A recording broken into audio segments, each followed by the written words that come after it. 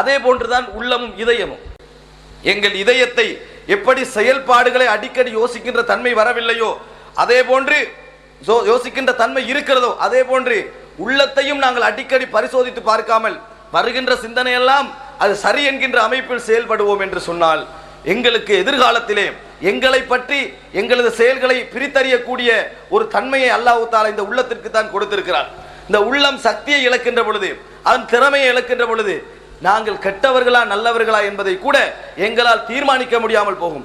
ஒருவன் சுட்டி காட்டுகின்ற பொழுது கூட விளங்கிக் கொள்ள முடியாமல் போகும். ஒரு தவறை அவன் சுட்டி காட்டுகின்ற பொழுது கூட ஏற்றுக்கொள்கிற தன்மை குறைந்து கொண்டு போகும், குறைந்து கொண்டே போகும். இது ஒரு ஆபத்தான நிலை. நாங்கள் பார்க்கிறோம், ஒரு மனிதனுக்கு பழக்கப்படுகின்ற பொழுது அதை யோசிக்கின்ற தன்மை வராது. ஒரு முறை பொறாமைப்படுகிறோமா, உடனடியாக அந்த நான் பொறாமைப்படுகிறேனே, இது சரியா, இப்படி பட முடியுமா, இதை எப்படி இல்லாமலாக்குவது, நான் ஏன் பொறாமைப்படுகிறேன் என்கின்ற சிந்தனைகளை உருவாக்கி அதை இல்லாமலாக்கி விட வேண்டும். இல்லையா, மறுமுறை பொறாமைப்படுகின்ற பொழுது, மூன்றாவது முறை பொறாமைப்படுகின்ற பொழுது, அது நாளைந்தாக மாறுகின்ற பொழுது பொறாமையை பற்றிய சிந்தனையே உங்களிடத்திலிருந்து போய்விடும். பொறாமை என்பது ஒரு பழக்கமாக மாறிவிடும். பழக்கமாக. உதாரணமாக, நீங்கள் களவு என்ற குற்றத்தையே நீங்கள் செய்தில்லை என்று வையுங்கள். உங்களுக்கு ஒரு ரூபாய் களவெடுப்பதும் மிகப்பெரிய பாரமாக இருக்கும், ஒரு கஷ்டமாக இருக்கும். ஒரு கஷ்டமான சூழ்நிலையில் இப்பொழுது நினைக்கின்ற பொழுது கூட உங்களுக்கு களவு எவ்வளவு பாரமாக இருக்கிறது, களவெடுப்பதா கூடாது என்கின்ற எண்ணம் இருக்கும். ஆனால் ஏதோ அத்தியாவசிய தேவைக்காக ஒரு 10 ரூபாய் நீங்கள் எடுக்கின்ற பொழுது உங்கள் உள்ளம் பாடுபடும். 10 ரூபாய் எடுக்கிறேனே, இன்னொத்தண்ட சல்லிதானே என்றெல்லாம் யோசிக்கும். நீங்க அந்த 10 ரூபாய் எடுத்து மறுபடியும் ஒரு 20 ரூபாய் எடுத்து இன்னொரு 30, 100, 200, 1000 எடுத்துட்டீங்கன்னு வைங்களேன், அதுக்கு ஒரு 1 லட்சமும் பெருசாகிக்காது. அதன் பின்னால் 1 லட்சமும் பெருசாகிக்காது. பேங்கை கொள்ளையடித்தார்கள் கேள்விப்படுகின்ற பொழுது எப்படி இருக்கும் உள்ளத்துக்கு, இப்படிடா பேங்கை கொள்ளையடிக்கிறான். அவன் ஒரேடியா பேங்கை கொள்ளையடிக்க போகல, ஒற்றையடியா பேங்க்கு பாஞ்சு கொள்ளையடிக்கல, 10 ரூபால ஆரம்பிச்சதுதான் அது.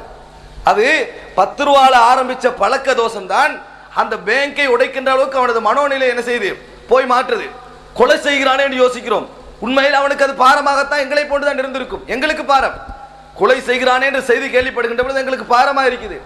ஆனால் அவன் அதை பழக்கப்பட்ட ஆரம்பத்தில் மற்றவனுக்கு அடிச்சு நோக வச்சு அதில் வழக்குகளை சந்திச்சு அதை பற்றிய பிரச்சனைகளை இல்லாமலாக்கி அப்படியே போய் கொலை செய்ய கொலை அது பெருசா மாறதில்லை. ஒன்று செஞ்சிட்டானா 2வது பழக்கப்படுவான், 3வது பழக்கப்படுவான். முதல் பொய் சொல்லுகின்ற பொழுது ஒருவருக்கு இருக்கின்ற பாரம் 100வது பொய் சொல்லுகின்ற பொழுது இருக்காது. இது ஏன் சொல்லுங்க பாப்போம், கல்விட திறன் குறையுது. இந்த கல்விட பவர் இருக்குதானே, அது குறைஞ்சிக்கன்னு வருதுன்னு அர்த்தம். அதை காணுதில்லை. அதுல முதலாவது கண்ட அதே சக்தி 100வதுல இல்லாம இருக்கு. எதிர்ப்பு திறன் குறைஞ்சுகின்றே போகும். இதே 1000 ஆகின்ற பொழுது பொய் சொல்வது தவறா என்று கூட விளங்காது. சிலவங்களை பார்ப்பீங்கன்னு சொன்னா பொய் சொல்லுவார்கள், கேட்கிறவனெல்லாம் முழிச்சிட்டு இப்படி பொய் சொல்றானேடாண்டு, இப்படி பொய் சொல்றானே பார்க்கறதுக்கு எனக்கு ஆச்சரியமா இருக்கும். ஆனா அவனுக்கு அது படாது. ஏன் படல? அவனுக்கு இதயம் இல்லையா, அவனுக்கு உள்ளம் இல்லையா?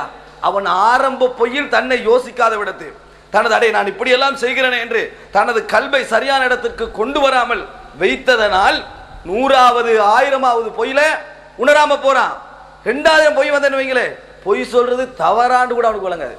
நம்ம செல்றமை பொய் தானே சொல்றோம் என்று பொய் போறானுக்கு ஒருத்த 50 சொன்னான்னா அவனுக்கு பொய் என்று விளங்கும். சிலவங்களை பார்ப்பீங்கன்னு சொன்னா கேட்கலாம், நீங்க வாழ்க்கையில சந்திச்சுப்பீங்க, இப்படி பொய் சொல்றானே நம்ம நினைப்போம். அவன்கிட்ட சொல்லுவோம், அல்லாமி தானே வல்லாகி நான் கண்டேன்றான். அப்ப உங்களுக்கு அதுக்காக நிக்காது. பொய் சொல்றவனுக்கு வல்லாகி ஒரு பிரச்சனையா, ஒருத்தன் கூட வல்லாகி பண்ணானா, டே வல்லாகி தொடர்ந்து பண்ணாதனான்றதுக்கு என்ன, வல்லாகி இது பூரா நான் வல்லாகி பண்ண மாட்டேன், வல்லாகி இது பூரா நான் வல்லாகி பண்ண மாட்டேன். என்ன அர்த்தம் அது? அவனுக்கு அது விளங்கல. நான் இதுக்கும் வல்லாகி தானே பண்ணேன், இப்ப அல்லாவின் மீது ஆணையாடு இதுக்கும் சத்தியம் பண்ணனே, அவனுக்கு விளங்காது. நீங்க சொல்றது கூட விளங்காது. சகோதரர்களே, இந்த நிலையை பற்றி குர்ஆன் கூடுதலாக பேசுகிறது. மனோநிலை இருக்குதானே, உங்களையே நீங்க தீர்மானிக்கிறதுக்கு தந்த ஒரு பெரிய அற்புதம் இந்த உள்ள. மூளை செத்து போனா பைத்தியாரனுக்கு போய் உங்களுக்கு அட்வைஸ் பண்ணலுமா? இயலாது. இதே மாதிரி தான் உள்ளம் செத்து போய்விட்டால், உங்களுக்கு நல்லது கெட்டது என்று பிரித்தறி வைக்கக்கூடிய அந்த உள்ளம் செத்து போய்விட்டால், அல்லது அவருடைய வீரியம் குறைந்து விட்டால், அல்லாஹ் காப்பாற்ற வேண்டும். எங்களது செயற்பாடுகளை கூட எங்களுக்கு தீர்மானிக்க முடியாமல் இருக்கும்.